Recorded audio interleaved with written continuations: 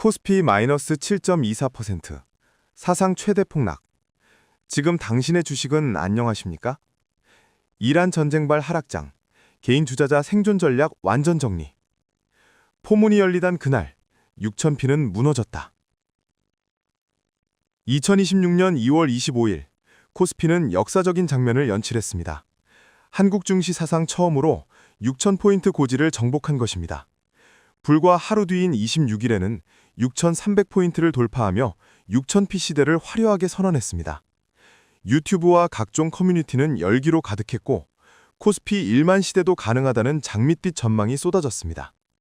오랫동안 코리아 디스카운트라는 오명을 달고 다니던 한국 증시가 드디어 재가치를 받는다는 기대감이 시장 전체를 들뜨게 했습니다. 그러나 그 흥분이 채 가시기도 전에 중동에서 날아온 포성이 모든 것을 뒤흔들었습니다.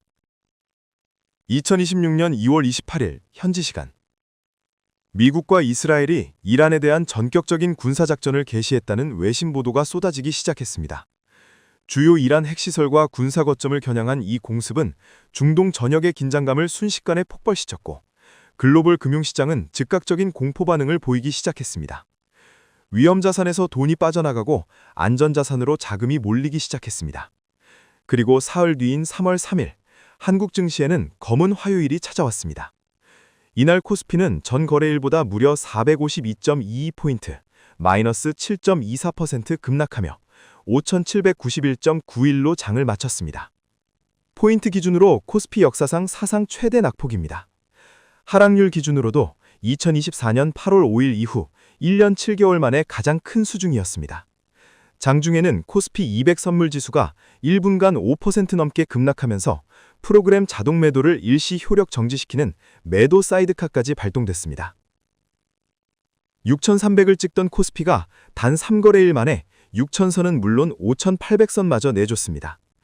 6,000피 시대를 자축하던 분위기는 온데간데 없이 사라졌고 투자자들의 계좌는 빨간불에서 파란불로 일제히 바뀌었습니다.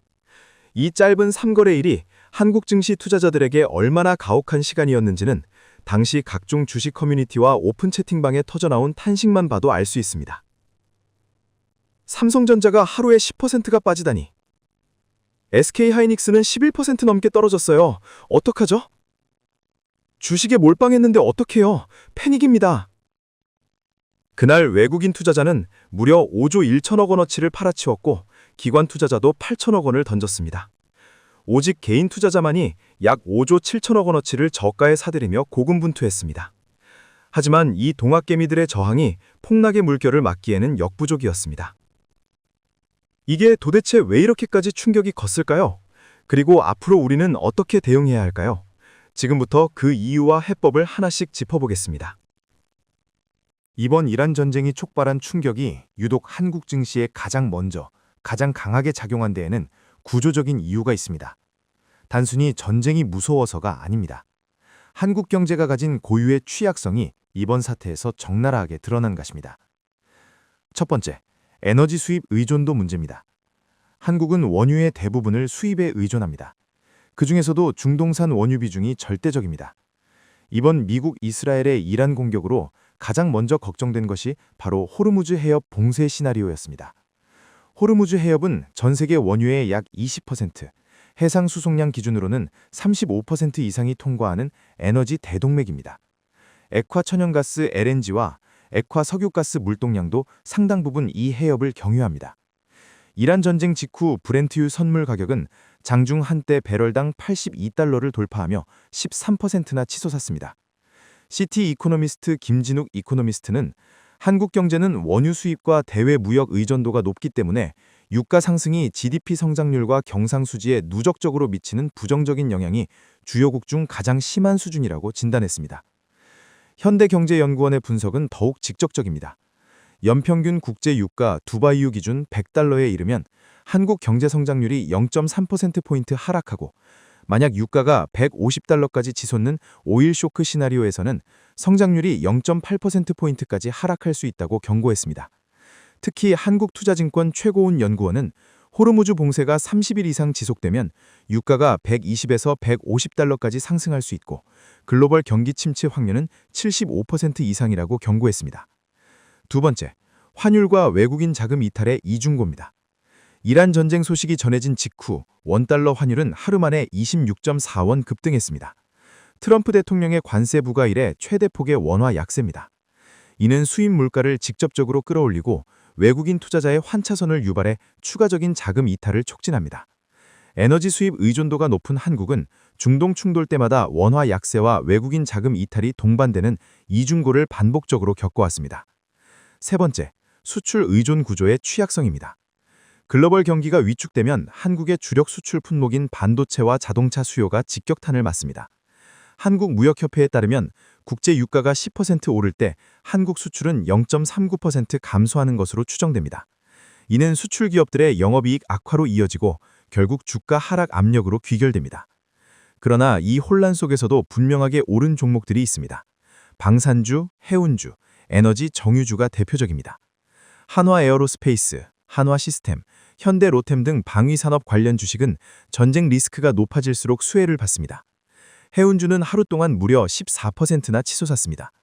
호르무즈 해협이 봉쇄될 경우 우회 항로를 통한 물류 수요가 급증하기 때문입니다.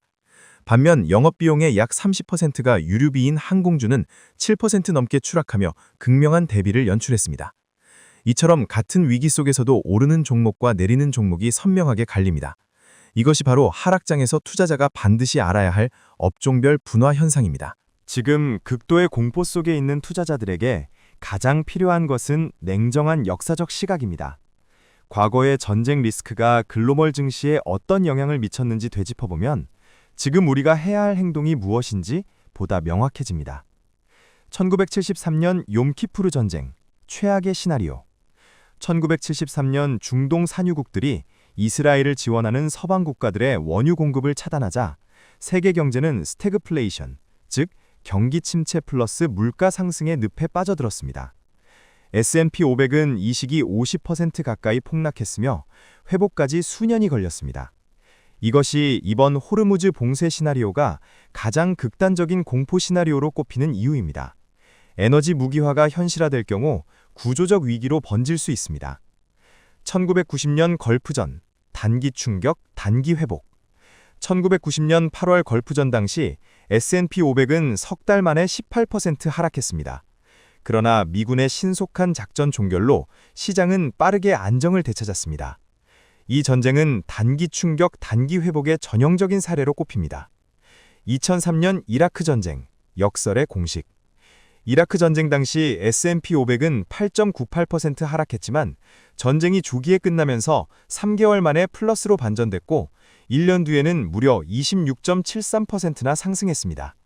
전쟁 개시 이퀄 불확실성 해소라는 역설적인 공식이 작동한 대표적 사례입니다. 최악을 가정한 공포가 실제보다 과도했고 불확실성이 거치자 오히려 강한 반등이 나타났습니다. 2006년 레바논 전쟁, 2023년 하마스 이스라엘 전쟁, 제한적 충격.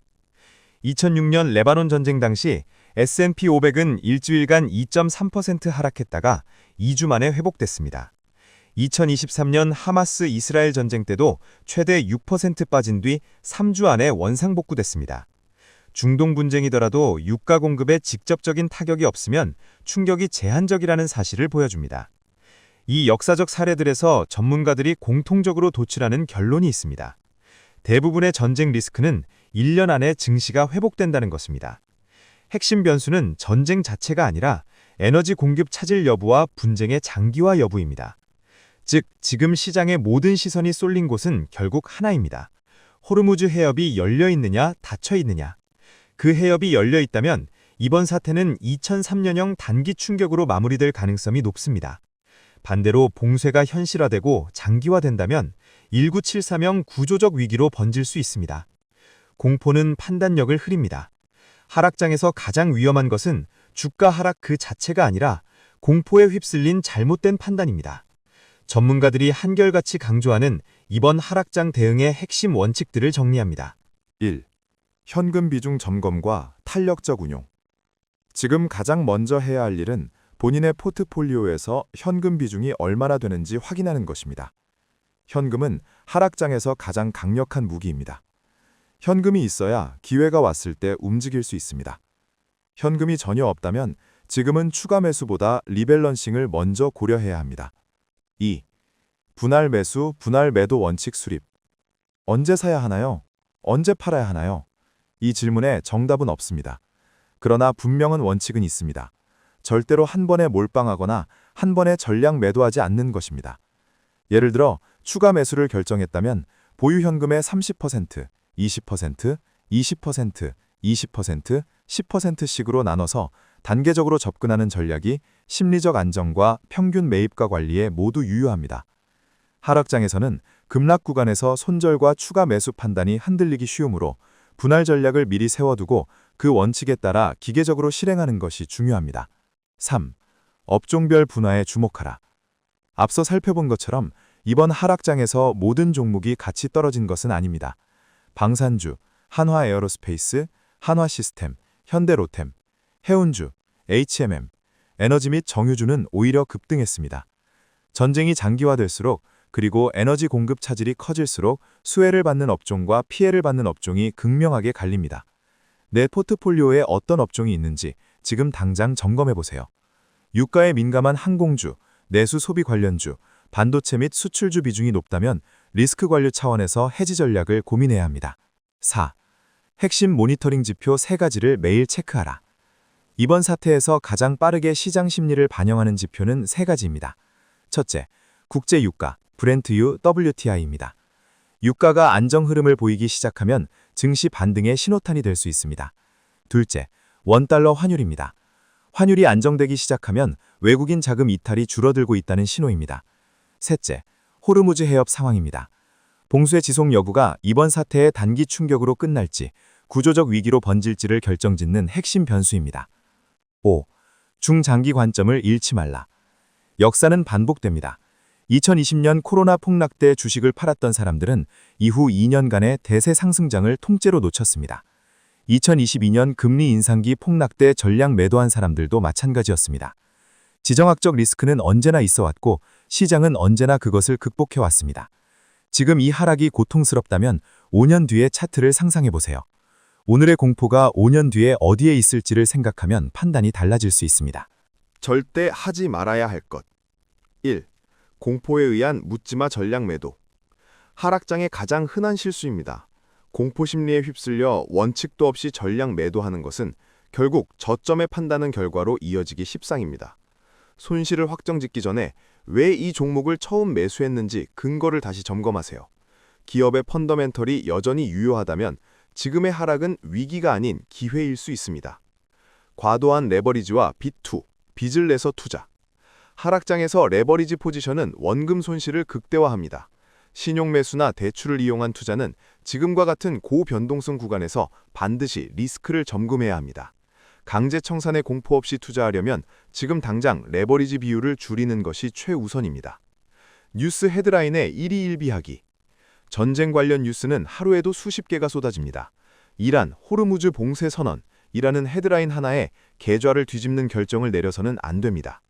검증되지 않은 단신 뉴스 하나하나에 반응하다 보면 최저점 매도, 최고점 매수라는 최악의 패턴에 반복하게 됩니다. 시간을 두고 사실 여부를 확인한 뒤 판단하세요. 최종 정리. 지금 이 순간 투자자의 자세. 이번 이란 전쟁이 한국 증시에 가한 충격은 분명히 실제입니다. 코스피 사상 최대 낙폭이라는 수치가 그것을 증명합니다. 그러나 충격의 크기와 공포의 크기는 반드시 같지 않습니다. 공포가 과장될 때야말로 냉정함이 수익을 만듭니다. 지금 시장은 두 개의 시나리오 사이에 있습니다. 제한적 충돌로 마무리되는 2003년형 단기 충격이냐, 장기 에너지 위기로 번지는 1973년형 구조적 위기냐. 어떤 시나리오가 실현되든 대응의 원칙은 같습니다. 현금을 확보하고 분할로 접근하고 핵심 지표를 매일 확인하고 원칙을 지키세요.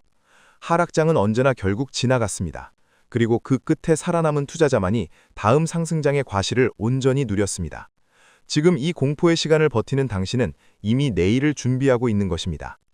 지금 내 계좌 상황은 어떠세요? 댓글로 여러분의 상황과 고민을 남겨주시면 함께 분석해드리겠습니다. 이 영상이 조금이라도 도움이 됐다면 지금 바로 구독 버튼을 눌러주세요. 이란 전쟁 상황은 계속 변하고 있습니다. 앞으로의 추가 대응 전략, 수혜주 심층 분석, 시나리오별 포트폴리오 전략까지 구독하신 분들께 가장 빠르게 전달해 드리겠습니다. 좋아요는 이런 컨텐츠를 더 많이 만들어야 한다는 신호입니다.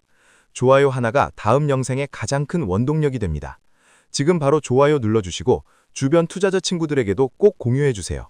여러분의 공유 하나가 누군가의 소중한 자산을 지키는 데 도움이 될 수 있습니다.